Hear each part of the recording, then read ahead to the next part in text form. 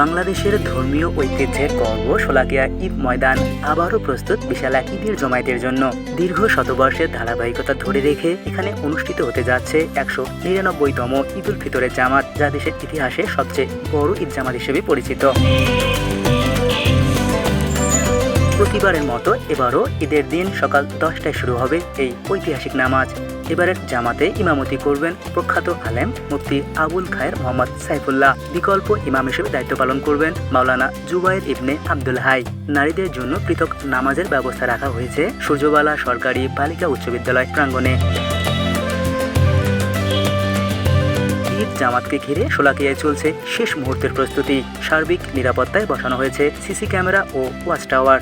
পুলিশের পাশাপাশি এখানে সাদা পোশাকের পুলিশ ডিপ্লয় থাকবে, পাশাপাশি র্যাব এবং অ্যান্টি টেররিজম ইউনিটের বোম ডিসপোজাল ইউনিট কাজ করবে। ট্রাফিক ব্যবস্থার জন্য বিশেষভাবে ট্রাফিক ডিপ্লয়মেন্ট থাকবে। আমরা গেটগুলোতে চেক করার মাধ্যমে এখানে আমরা প্রবেশ করার ব্যবস্থা করব। প্রযুক্তি নির্ভর যে প্রক্রিয়া, এই প্রক্রিয়া অনুসরণ করে পুরো মাঠটিকে আমরা সিসিটিভির আওতায় নিয়ে আসবো এবং এখানে ড্রোনের মাধ্যমে আমরা সার্ভিলেন্স নিশ্চিত করব। এর পাশাপাশি রুফটপ থাকবে এবং আমাদের জরুরি যে সেবা ব্যবস্থাগুলো, সেই ব্যবস্থাগুলো সংশ্লিষ্ট থাকবে। এই নিরাপত্তা ব্যবস্থা নিশ্চিত করার মাধ্যমে শোলাকিয়ার ঐতিহাসিক এবং ঐতিহ্যবাহী ঈদের জামাতের নিরাপত্তার পূর্ণ নিশ্চয়তা আমরা গ্রহণ করব। এরই মধ্যে দাগ কাটা, বালু ফেলা, দেয়ালে রং করা সহ মাঠের সংস্কার কাজ শেষ হয়েছে। এদিকে প্রতি বছরের মতো এবারও শোলাকিয়ায় দেশ বিদেশের লাখো মানুষের ঢল নামার প্রত্যাশা করছেন স্থানীয়রা। তারা বলছেন এই জামাত শুধু জামাত নয়, এটি এমন এক মিলন মেলা যেখানে আধ্যাত্মিকতা, ভ্রাতৃত্ব ও সাম্যের এক আবেগঘন পরিবেশ সৃষ্টি হয়। এটা আমাদের ঐতিহ্য মাঠ। অনেক দূর দূর থেকে মানুষ আয়া এই নয়া নামাজ পড়ে এবং আগের দিন মানুষ আয়া বয়ে থাকে। 70 বছর বয়সের বৃত্তি বাবার সাথেও আইসি মাঠে আসছি, এখনো আসতেছি। আমার নাতিরাও আছে, ছেলেরাও আছে, সকলেই এই মাঠে আমরা নামাজ পড়ি। অন্যান্য দেশে যে সফর করি, শোলাকিয়ার মাঠ পেলে চিনে না এরকম কোনো দেশ না যে শোলাকিয়ার বাংলাদেশ চিনলেই মানে শোলাকিয়ার মাঠ চিনে।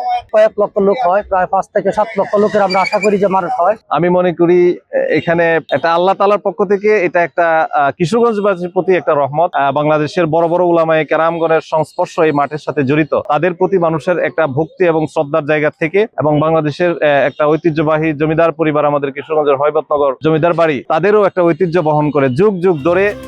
অন্যদিকে জেলা প্রশাসন জানিয়েছে মুসল্লিদের সার্বিক নিরাপত্তা নিশ্চিতে সব ধরনের ব্যবস্থা নেওয়া হয়েছে। বরাবরের মতো সকাল 10টায় ঈদ জামাত অনুষ্ঠিত হবে এবং একটি বাড়ি মাত্র ঈদের জামাত অনুষ্ঠিত হবে।